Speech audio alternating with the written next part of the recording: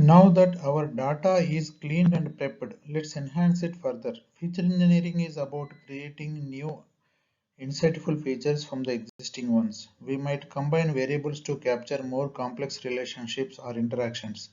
For example, if we have age and income, we could create a feature representing the product of the two. Dimensionality reduction techniques like principal component analysis (PCA) or T-distributed stochastic neighbor embedding (TSNE) can help streamline our data without losing critical information. The goal is to transform our dataset into a format that maximizes its value for analysis and modeling. Remember, a well-engineered feature set can significantly boost the performance of our models.